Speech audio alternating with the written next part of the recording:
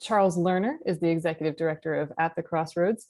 He's a former foster youth and has experienced homelessness as a young adult. He's now got a master's degree in marriage and family therapy and has been advocating for young people who are in foster care, LGBT youth, and youth experiencing homelessness for 25 years. Charles, thanks for being here.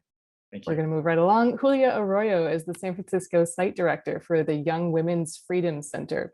And her work is personal too. She's had involvement in the underground street economy, foster care, and incarceration. Right now, she's majoring in women's studies at San Francisco City College. And she also has experience in community health, rape crisis, and working with sexually exploited youth. Julia, thank you so much for being here. Thank you. Mary Howe is the executive director of Homeless Youth Alliance. She founded the organization in 2006 when two longstanding grassroots programs merged. And she too has experienced homelessness and now has more than 2 decades of experience developing and implementing services to empower young people and address the structural causes of poverty, homelessness, and drug use. Mary, welcome. And then Joe Wilson is the executive director of Hospitality House, where he was once a shelter resident and later a staff member. Hospitality House is a multi-program organization serving people struggling with poverty, homelessness, and other socioeconomic issues living in the Tenderloin, 6th Street corridor, and mid-market neighborhoods. And Joe is also on the steering committee of the San Francisco Human Services Network and is co-chair of the executive committee of the Homeless Emergency Service Providers Association, more commonly referred to as HESPA. Joe, welcome to you as well. Glad to be here.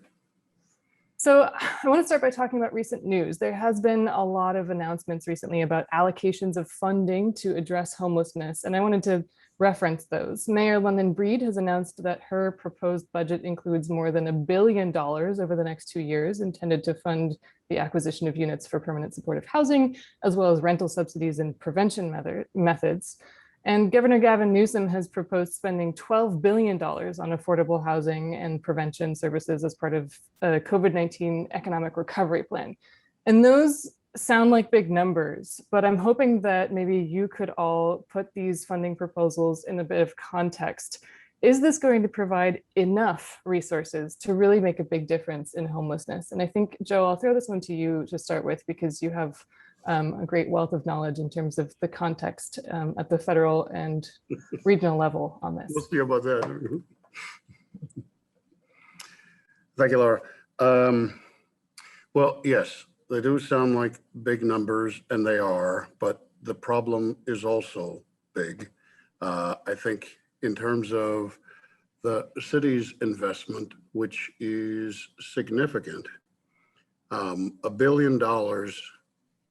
If we only spent that $1 billion on housing, we could at best pay for 4,000 units of housing, at best. At best, that's fewer than half of the people we know to be homeless at this point in time, which is itself an undercount. So it at least puts in perspective that the scale of the solution has to match the scale of the problem. And that's where we've fallen short, frankly, for generations.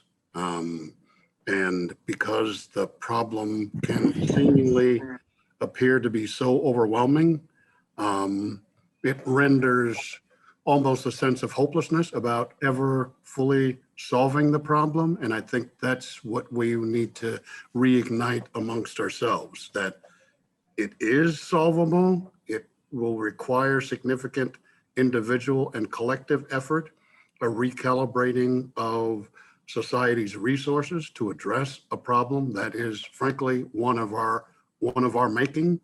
And I think there should always be a sense of hopefulness that a solution is possible if we can direct ourselves to fully achieving social and economic and racial justice in our country. I think that raises the question of whether money alone is enough. I mean, there's the first question of if this amount of money is going to be enough to solve this, but there's also the bigger question of what kind of an approach would it take to meaningfully address homelessness in a sustainable and long-term way. does our collective thinking and approach about how to address homelessness have to change? Well, Yes. oh, sorry. Yeah, Go ahead, go ahead, Charles. speaking of what Joe was saying, that if you solely focus on housing, housing is just one component of what we're talking about here. And if you look at homelessness, which is the symptom of so many other social issues or social challenges that we have that need to be addressed, it's why the money is not going to be enough. We have to systematically, I don't even know if systematically is the right way of putting it, like relentlessly change everything we do in this country, from, for example, foster care. The reality is disproportionately those who are living on the streets have foster care histories. And yet we have had abysmal numbers or outcomes for young people aging out of foster care for decades. And we truly have not invested in addressing that social challenge. And then many others that I won't belabor, but if you think about poverty and the cycle of poverty and how difficult it is for people to break that cycle, every opportunity that people need to be able to get out of poverty and remain out of poverty, it is a marathon for people. And all it takes is even once they get their head above water, all it takes is one bad break or a loss of job, and they're right back, to struggling just to even have their basic needs met, which, by the way, it is something also that we have not committed to as a country, is ensuring that even just the baseline of having basic needs met, that if everyone could start there and stay there, we would be living in a very different country, and we'd have a very different number of people who are actually unhoused or experiencing homelessness. Yeah, I just want to echo and support what's already been said, that I'm really glad we're talking about things more globally and nationally. I think often people get really frustrated thinking about things very locally and making it feel like it's so much money being spent. But it's not a localized problem unique to San Francisco. This is a problem that's faced everywhere in this country because we have created a very successful system of keeping poverty going, right? And so I just think it is really important to put these numbers into perspective and see it for the bigger issue that it is. Julia, did you want to add to that? Yeah, so one of the things I was thinking about is just the investment back into people, and just looking at the panel and just also seeing that folks have experienced the exact systems and the things that we're fighting to dismantle and restructure and all of those things. So definitely, if you don't have that at the forefront for the people that actually have been directly impacted, then what are we really doing in the end? Yeah, I want to put this question out there again with that in mind.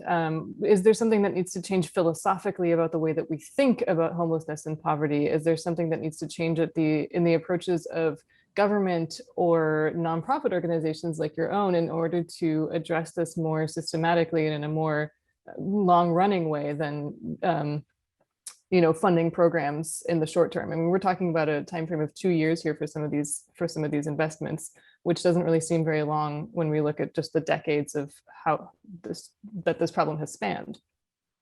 Yeah, I'm thinking also too about the piece about policy and being able to actually change the way the system actually works against folks too. So with the piece about the investment back into people, but then also pushing for that policy change and have it led and be informed by those that are directly impacted too. One of the things that we did during the pandemic was collecting research, collecting data out in the community we hired folks that actually had been impacted by the system and had experienced homelessness to then go out and survey other folks that had experienced it as well. I mean, Julia, I'm curious about what you found out from people. I'd be interested. Yeah, so one of the main things that was the economic opportunities of being able to have that. And we could interpret it in many ways, what economic opportunity means, but if we had to go back and we had to ask deeper questions of like, say more about that, about the employment piece of it.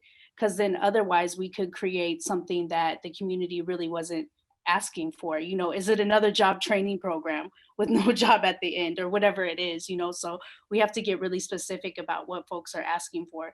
People asked for mental health services. That was one of the higher ranking of the top 3 that people asked for.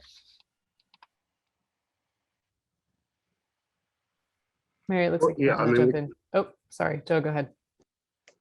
well, I mean, we can ultimately, we have to be prepared to challenge our own belief system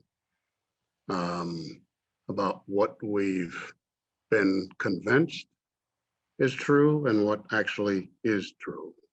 So the economic system, the political system, the education system, the justice system, the legal system, the banking and finance system, those systems all intersect to maintain what is. And maintaining what is means that there's a smaller and smaller number of have plenties and an ever increasing number of have too littles.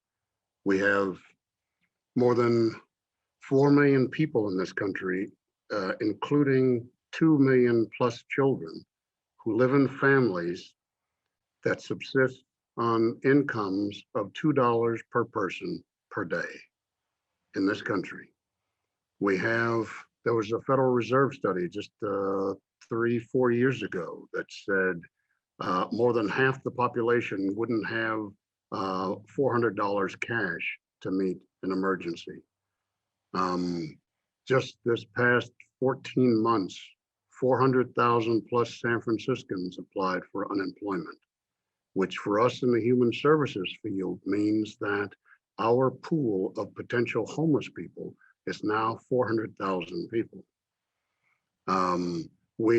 This COVID crisis has fully amplified the existing pandemics of poverty and racism in our countries and our cities across this country. We must have the wherewithal to force ourselves to challenge what we've been led to believe, whether or not poverty is a personal failing or if it is a system of intergenerational injustice that is amplified in all walks of life. 80% of the elected prosecutors in this country are white males. That provides a glimpse on who is doling out justice on a regular basis in this country. I think that if we were to look at all of it in that context, it probably, most of us would be too depressed to get out of bed in the morning. So I'd say that we start where we can start. If all you can do is extend a hand to your neighbor, if all you can do is smile at a person on the street, if all you can do is make eye contact with a young person on the street, then do that. And then have somebody else do it, because it starts, frankly, with individual contacts, individual moments of humanity, right? To reverse this trend toward inhumanity. I mean, if you think about where we are in this country now, it has become far too commonplace and far too easy to be incredibly callous and cold to each other, right? That is the antithesis of humanity. And so we have to start there before we can make any progress, I think, in addressing the global and systemic injustices. We have to start person to person. I want to zoom back in a little bit closer again. I mean, you're all leaders with nonprofits that are actually carrying out the work of supporting people who are experiencing homelessness and other kinds of marginalization. When you hear about investments in addressing homelessness by cities or by the state, how do you expect that money to actually make its way through the system and be allocated and distributed? And does the flow of those resources determine what gets done, who does the work, and how they do it? I would expect that the money will be used very inefficiently, often not meeting the needs of the people that it's intended to meet, with programs that have very high barrier entry points, very unreasonable expectations. I expect for there to be gaps in the system because people are not communicating and not accountable, not only to those that they serve, but also to other key stakeholders and partners in the work. I mean, I think at the very basic level, you know, we could be accomplishing so much more than we're accomplishing right now with what we have. And you know, I would be interested what other people have to say about that. But like one of the things I would love to see, I don't see why, Mary and I had this conversation the other day. In the next 30 days, I do believe we have the resources that we need to make sure that every single person in the city of San Francisco that is unhoused has at least one person that checks up on them every day and offers them basic food, water, warm socks or clothing. Even if we can't get people housed because we have a lot of work to get to that point, the fact that so many people can go days without anybody actually checking up on them and asking how they're doing and if they need anything, we could resolve that issue in a month if we truly wanted to and came together. So what's standing in the way of that? Anybody want to take that one? Mary? Sorry, so many things going through my head. I think, I mean, there's personal accountability, right? And it's about pushing our own discomfort and like realizing that we do have the power to change a person's circumstance and self-esteem and connection to others. I think so often it is really human connection and being disconnected from others that keeps people in the cycles of poverty, right? And so much of the problem is about not remaining humble and open to new solutions. I think so much of the problem within the nonprofit sector and how city government disperses funds is we are very stuck in a system of funding things as is, thinking they work, when we have proven for decades the system has been designed perfectly if it's been designed to keep people oppressed, or to really challenge it and say what we're doing isn't working. Why do we keep funding the same things the same way and expect the problem to be any different? So I do think something that is unique to kind of the nonprofits that are represented here is, you know, to my understanding, we do take into account the voices of the people we serve and look to them as being the experts in their own care and ending the own cycles of poverty that they're stuck in. I think what happens within city government and our larger government is they look to each other to solve those problems and be the experts, and they're not the ones with the experience or the knowledge to fix that. I want to issue just maybe a gentle challenge on that front, along the lines of, you know, like I mentioned, all of you work with nonprofits who are directly doing the work. And Charles, you said that you expect the money when it's allocated to be allocated inefficiently and there not to be enough collaboration and communication to be able to do that effectively and have a long-term impact. So where do you think things need to go differently if that's your expectation, but you're also one of the people who is actually making stuff happen on that front? Yeah, I don't know if Julia wanted to say something along that front, but I'm happy to chime in. I think that I just wanted to bring it back to being like a little bit personal, because I did move through the organization and many of y'all's organizations too, as a young person in San Francisco. But one of the things that I experienced was the intersection of foster care and the juvenile justice system. And I remember being inside of a courtroom, and I remember my father being there and being like, I don't have a home to take her to, right? I remember him saying that. He said, I want to take her, but I don't have anywhere to bring her. I'm homeless. And when I found out later on doing my work now, right, that there was $300,000 per youth per year to keep them incarcerated inside of there. And I thought about what happens if those funds were used to actually support the kind of ecosystem of like my family structure, right? Or whoever, right? This is just an isolated thing, right? But it happens to many young people. And anyways, and as we pushed for the jail closure, because at our organization, it's about individual transformation to inform and drive the community transformation, right? So we can inform that change that really needs to happen. Um, and when the jail started closing, everybody's like, what do we do? What do we do now? Like the jail's closing. So where are folks gonna go? Where are these kids that have like there's no housing or whatever it is? But actually it was like being uncomfortable, okay with being uncomfortable, because now that we got that out of the way, it's like now we can radically reimagine what's next, you know, like what's next. And we had to be like really vigilant about what's next too, so that we're not just, because we've never seen it any other way for however long, you know, or that we have to be able to imagine things differently. We have to look at different models. We have to see if that works. If this doesn't work, we got to pivot and do something else, you know? So it's going to be a lot of like trying things out and whatever it is, and creating something really different. You know, Laura, I think that some of the things I can just say offhand, for example, is you know, what At The Crossroads really attempts to do for our clients is to really make sure our clients, or our young people, can get support in the simplest of ways, the easiest of ways, right? So we have a food pantry on site, right? So we give our clients food, hygiene supplies, counseling. We obviously partner with organizations, but we don't give our clients 5 different referrals to different organizations to get 5 different needs met if we don't have to do it.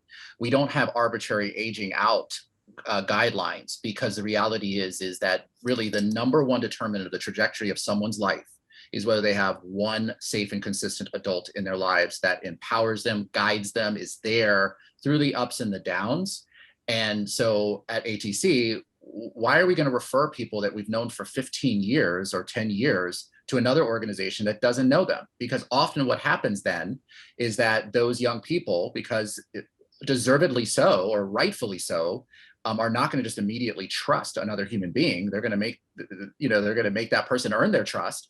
And so then there's a breakdown in that support, because we're moving people along and we're providing temporary support that needs to be long-term permanent support. So I say that because not all organizations or programs are designed in that way. But if I hear one more time in a meeting, we can't do that because we're not funded, or we can't do that because there's not a policy. We know that's what's in the best interest of the people we serve, but we can't do it. Like, we need to start challenge that, as Julia just said. Like, we need to start challenging, and Joe has said it, like everything that we know to believe to be true, let's turn it upside down because it's not working as a system. Did either of you want to add to that, Mary, Joe? Well, I think for Hospitality House, we're certainly founded on the premise of like ultimately it is about relationships. It is about the humanity in our own community. And we definitely promote the value that wherever people come, whatever door they come into, they're in the right place. They don't have to be sent someplace else. And,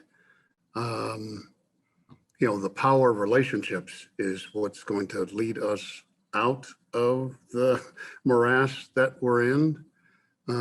We believe very strongly in experimentation. I think what Julia laid out is trying things. If they work, if they don't, we try something else. Each of us is a testament to the power of redemption, starting with the executive director.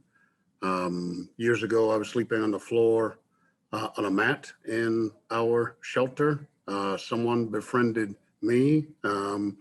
A friend who's been a friend now for 37 years sent me out on my first paying job. I got my first paycheck in the mail using Hospitality House's mailing address. I can still kind of put myself in that moment. Though I'd lost almost everything, I still had my name and someone had found me.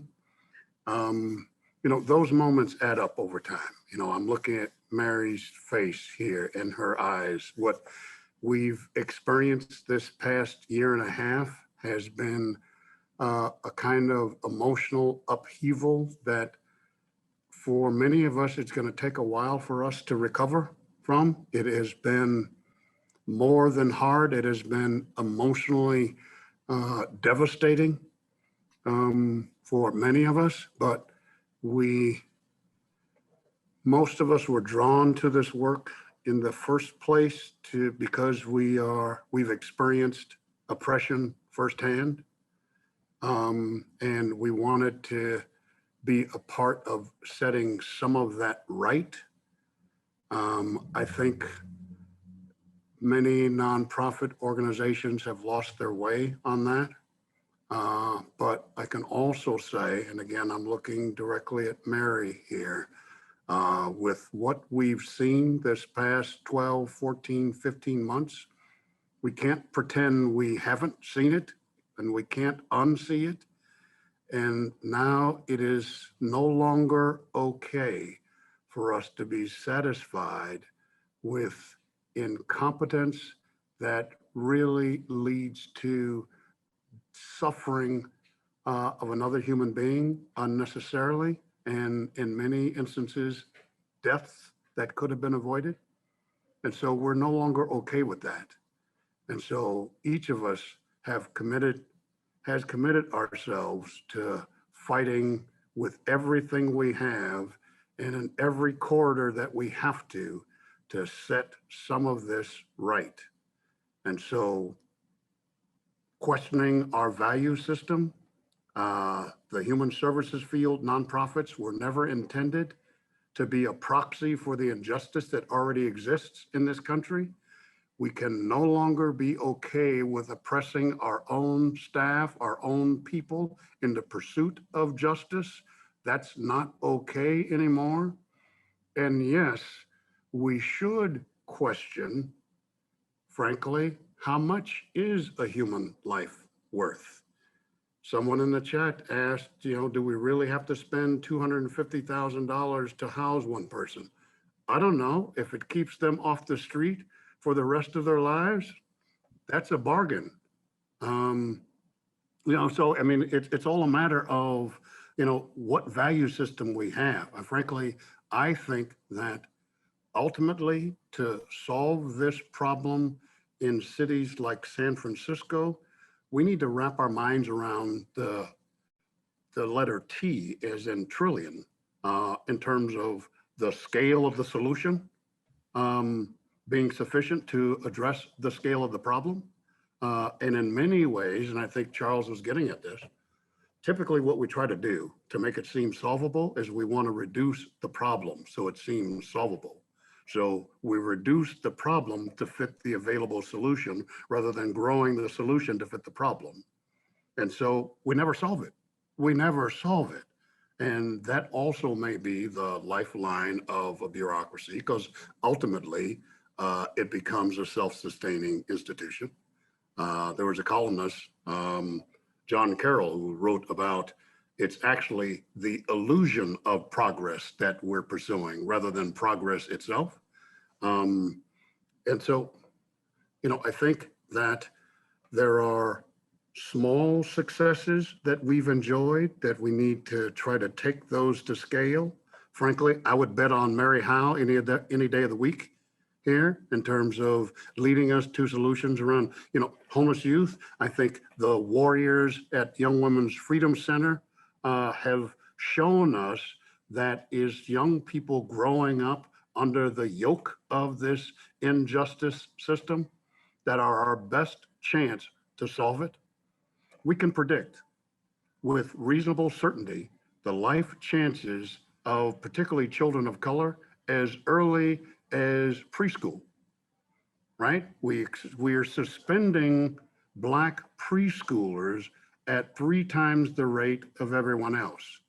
I don't know how someone gets suspended from preschool, kind of failure to nap. I'm not sure what the offense would be, but the point is we are intentionally exposing our children at a younger and younger age to the criminal and justice system.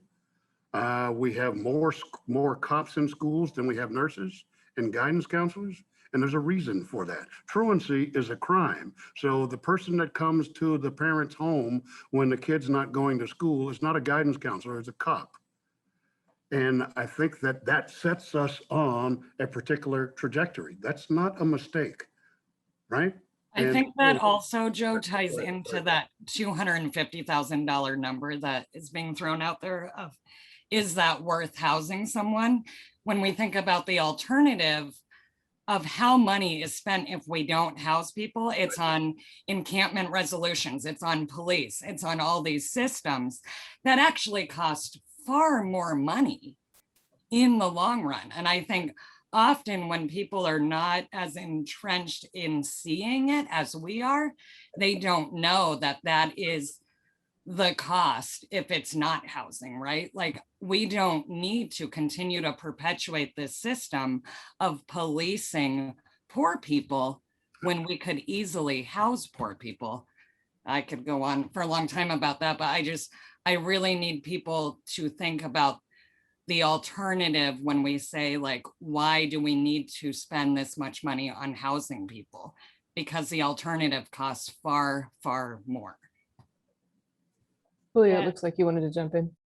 Yeah, I just wanted to say, and the investment back into like community ambassadors and non like law enforcement approaches, because if you don't have the resources and the know-how, and like I remember as a community health worker, I would go out to the streets and we pass out flyers. And when I'd see law enforcement, I'd give them a flyer like, hey, at the time I was working at another organization, and I would give him the flyer and say, hey, if you run into anyone. And he said, my resource is the jail cell.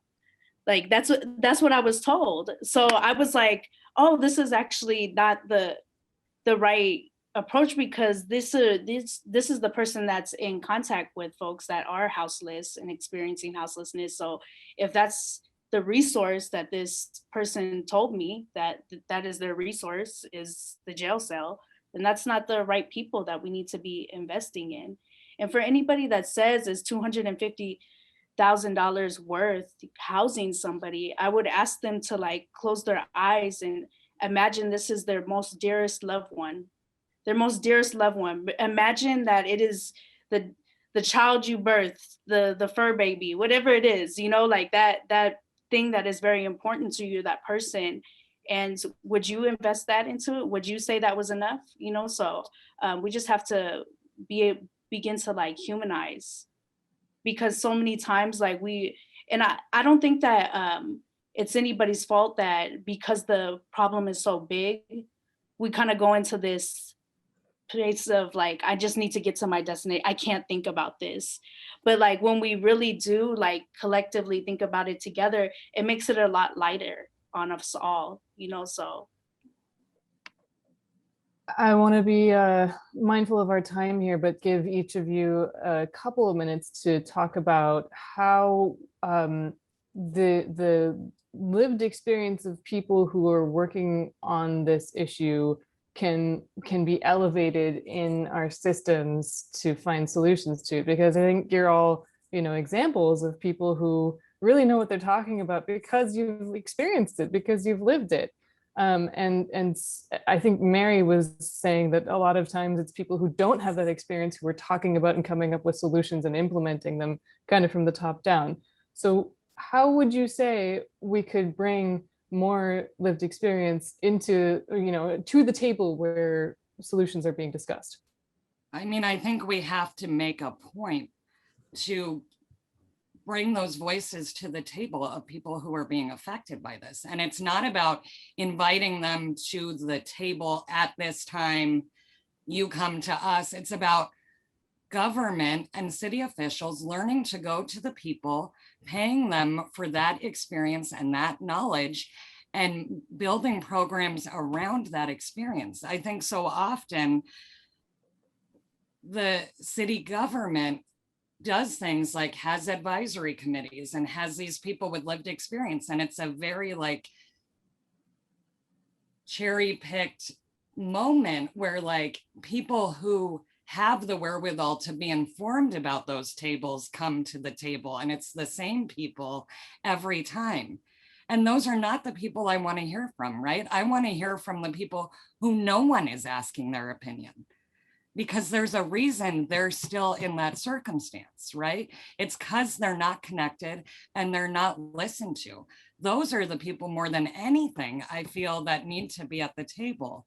And I feel like all forms of our government and our system and our nonprofits needs to have those voices informing and designing the scope of their work always.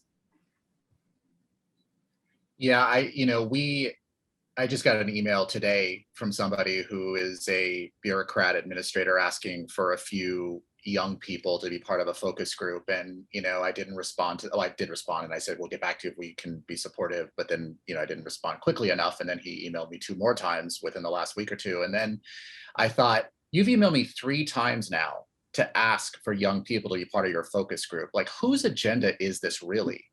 And furthermore, we have built trust with many of our clients, and if I can't trust you, or I don't know what kind of experience they're going to experience, or they're going to be tokenized, I'm not putting them in that position.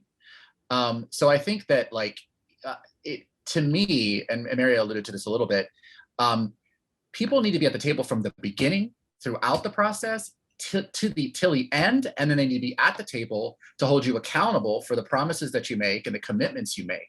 And so I just one of the things that I've been thinking about as I've been sitting here is that I experienced what I call acute homelessness. It was one incident, very brief, and I had the human capital where I didn't want to do it, but I asked for help, and somebody found somebody who could help me. And that's that housing, that place to stay for a few weeks, I believe, was what kept my homelessness being very short-term, acute, and I never experienced homelessness again. I have a sibling that has experienced chronic homelessness for 25 years now. And she says things to me sometimes where I'm like, holy shit, or holy whatever word I should replace with the word I just said. I totally, that makes complete sense. I forgot about that.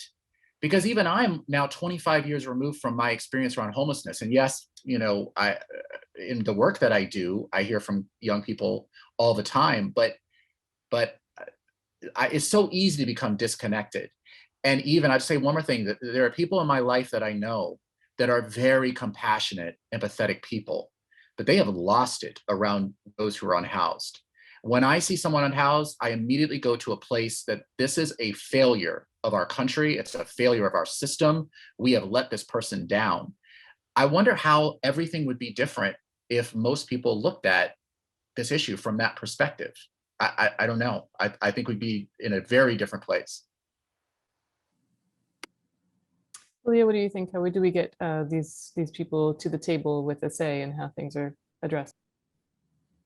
I was just thinking about all the organizations that are on this panel, and that the kind of history of how each of them were birthed out.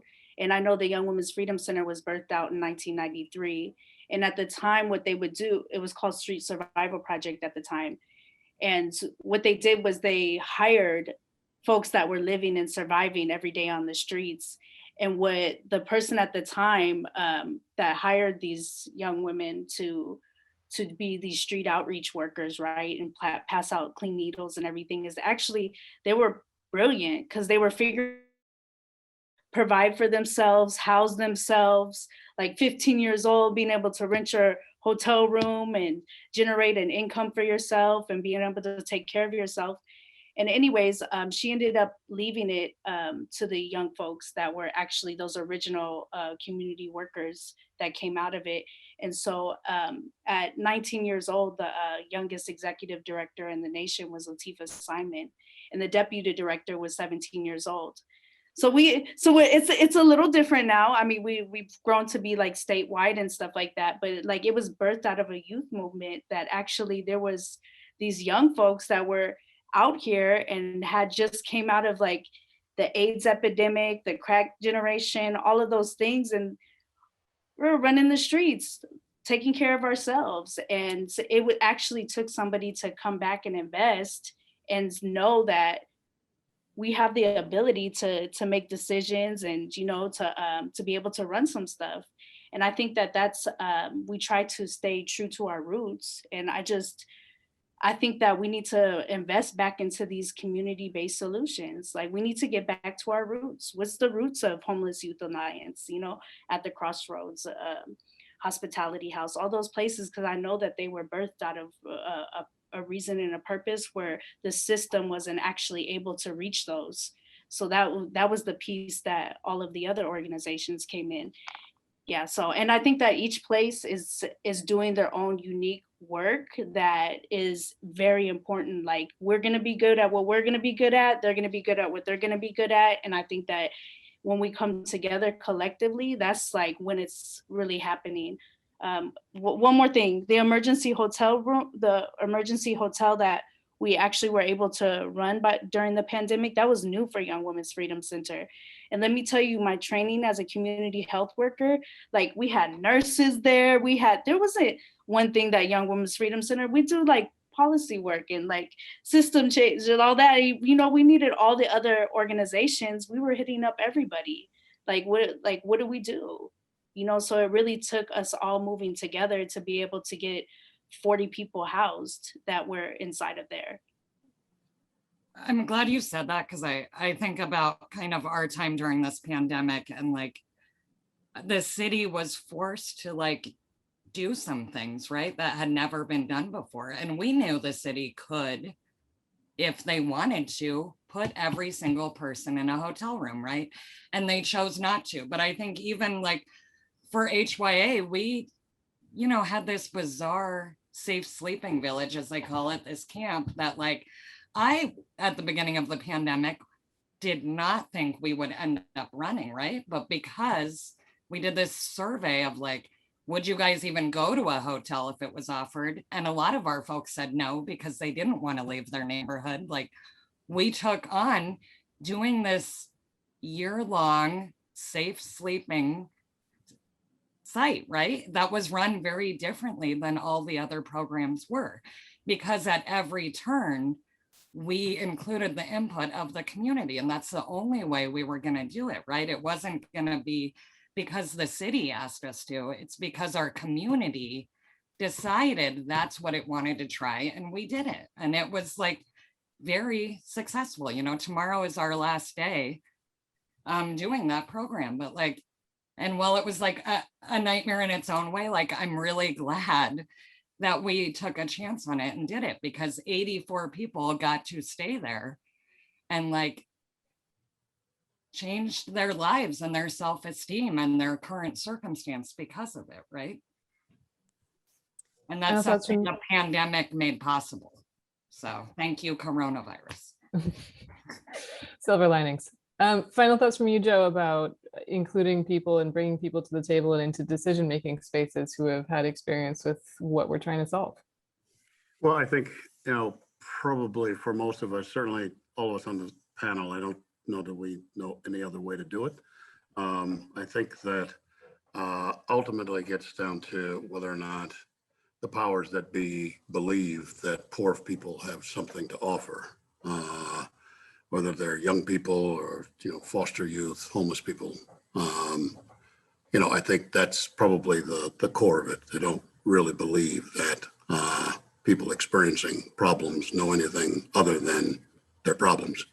I think that for Hospitality House, yes, we were birthed out of the community, you know, the spring of the summer of love in '67, kind of the emergence of the, you know, national gay rights movement, you know, creating a safe space for people to be without judgment and welcoming, and no expectations or prerequisites other than wanting to be safe in that space. And we've continued that over 50 plus years. So it's our 54th year. You know, a big, you know, 33 years ago, I was part of the group that founded the Coalition on Homelessness. And that was all about having a space for, by, and with homeless people. And, you know, the Coalition on Homelessness has maintained that belief system, that value system throughout its history, that whatever we do, it's because the people who are experiencing the problem tell us that that's the solution. It's simple as that. I mean, it's not complicated. It's hard, but not complicated. In Hospitality House, we have 75, 80 employees. Whenever we're together, it's a room full of second chances. We have former lifers who are in leadership roles in our organization. We have a 15-person leadership team, 10 women, 5 men, 12 people of color. 11 of the 15 have held a previous job in the organization. 8 of them were peer staff before they reached their leadership roles. So that is the way that we operate. We really don't know any other way to do it. And the people who run the programs look like the people who use the programs. And we place a premium on lived experience alongside educational attainment. It's just, that's the way the organization works. Again, it's not complicated. It is hard in that every time or every instance, you have a decision to make about whether or not someone is worth investing in. Like, do we take another chance on this person? You have to be all in with the model for it to work, right? And I think that's, so challenging one's value system is something bureaucrats don't do very well at all.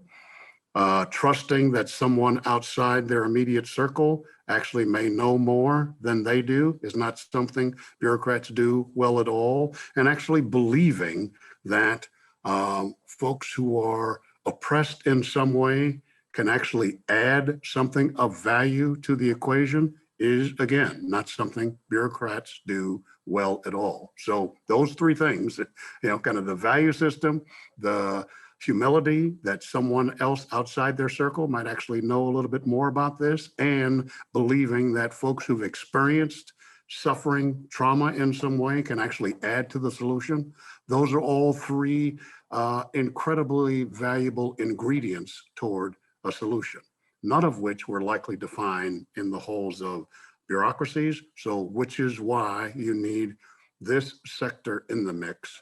But I would also concede that we too need to have like woodshed conversations amongst ourselves to reset our own value system of why we came to this work in the first place.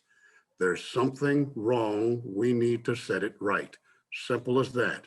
And we cannot oppress our own people in the pursuit of justice, meaning that we can no longer say nonprofits can do it better and cheaper, because that contributes to the oppression of our own people.